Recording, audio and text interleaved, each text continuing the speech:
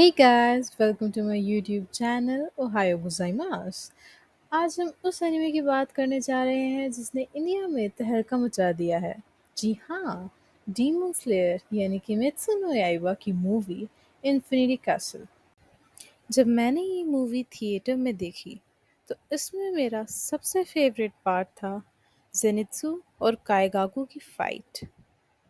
तो हमारा सेनित्सु काफ़ी सीरियस मूड में इस मूवी में दिखाया गया है। उसकी पर्सनैलिटी यूजुअल से बिल्कुल अपोजिट है क्योंकि उसके ग्रैंडपा की पिछले सीज़न के लास्ट एपिसोड्स में डेथ हो गई थी, जिसके बारे में उसे पता लगा था। जेनित्सु जब इन्फिनिटी कैसल में डीमंस को ढूंढ रहा होता है, तो उसकी मुलाकात हमारे काइगाकू से हो जाती है। वी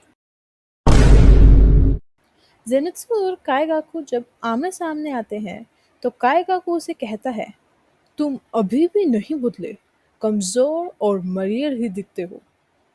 वो उसका मजाक उड़ाता है। वो जेनित्सु को नीचा दिखाने की कोशिश करता है, लेकिन जेनित्सु के मन में सिर्फ एक सवाल था।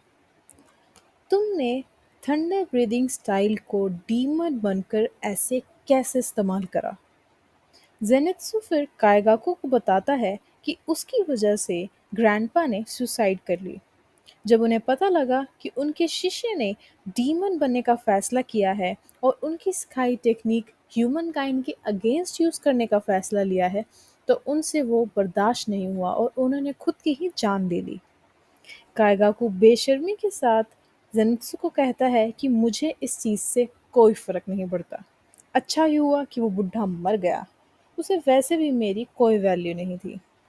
ट्विस्ट ये है कि काइगाकू जेनित्सु के साथ उसके दादाजी के डोजो में ट्रेनिंग करता था और उसने थंडर ब्रीडिंग की हर फॉर्म्स को मास्टर कर लिया था, सिवाय फर्स्ट फॉर्म। जबकि जेनित्सु थंडर ब्रीदिंग की सिर्फ फर्स्ट फॉर्म को ही मास्टर कर पाया था। जेनित्सु के ग्रैंडपा को, जो कि एक फॉर्मर हाशिरा थे, लगता था कि थंडर ब्रीदिंग फॉर्म के दो सक्सेसर्स होने चाहिए, जेनित्सु और काइगाकू, क्योंकि दोनों ही हर एक फॉर्म को मास्टर नहीं कर पाए थे।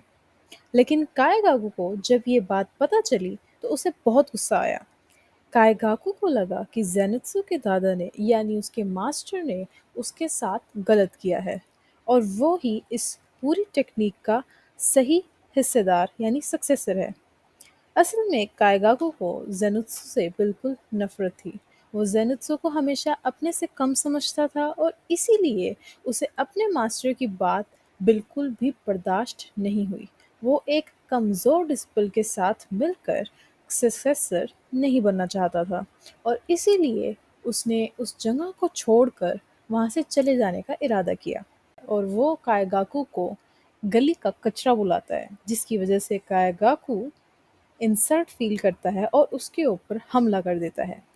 लेकिन जेनित्सु अपनी तेज स्पीड से काइगाकू से बच जाता है और उसकी गर्दन पर वार करने में भी कामयाब रहता है। काइगाकू चौंक जाता है। उसे रियलाइज होता है कि जेनित्सु पहले से कई गुना ताकतवर हो गया है। वो एक बिल्कुल ही अलग इंसान की तरह लड़ रहा था। काइगाकू अपने आप को बहलाता है और सोचता है कि जेनित्सु कभी मुझसे बेटर नहीं बन सकता।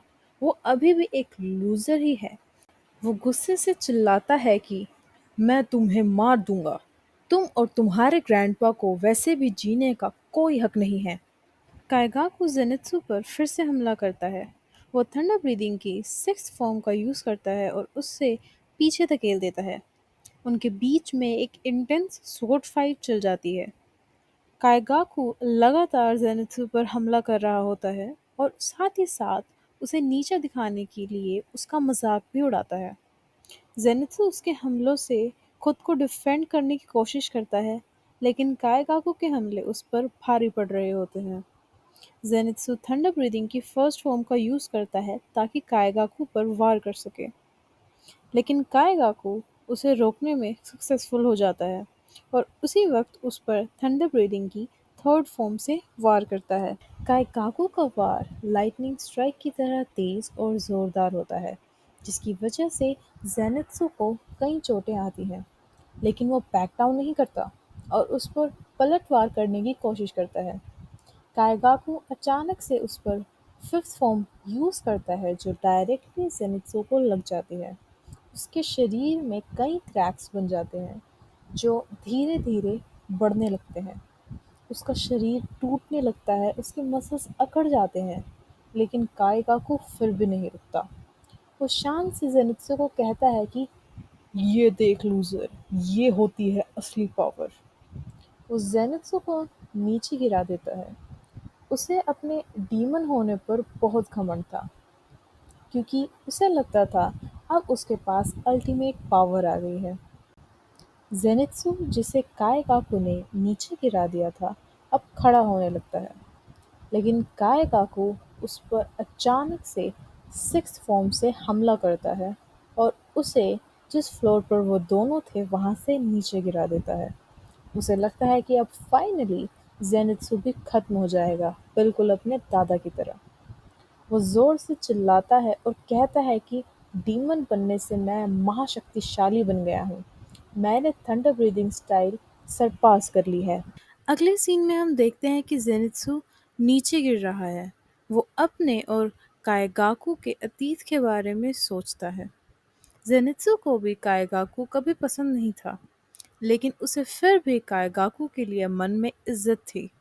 जेनित्सु काएगाकू के जितना ही स्ट्रॉन्ग और पावरफुल बनना चाहता था, लेकिन उसे अफसोस था कि काएगाकू ने डीमन बनने का फैसला लिया। जेनित्सु अपने ग्रैंडपा के बारे में सोचता है, उन्हें याद करता है और अब वापस अपनी फॉर्म में आने लगता है और कंसंट्रेट करता है, अपनी एनर्जी को चैनलाइज करता है और फोकस करने की कोशिश करता है। उसके आसपास धीरे-धीरे बिजली बननी स्टार्ट हो जाती है। अपनी सारी एनर्जी को वो अपने अगले दाव यानी थंडर ब्रीदिंग सेवंथ फॉर्म में लगा देता है और एक ही झटके में कायगाकू का सर धड़ से अलग कर देता है। थंडर ब्रीदिंग में वैसे तो सिर्फ 6 ही स्टाइल्स हैं, लेकिन जेनित्सु ने अपना खुद का एक सेवन स्टाइल बनाया जिसका नाम था फ्लेमिंग थंडर गॉड। तो दोस्तों ये थी जेनित्सु और काइगाकू की बैटल वीडियो। अगर आपको ये वीडियो पसंद आई हो तो please like share and comment. मिलती हूँ आपसे किसी ऐसे ही नई वीडियो में। Bye bye.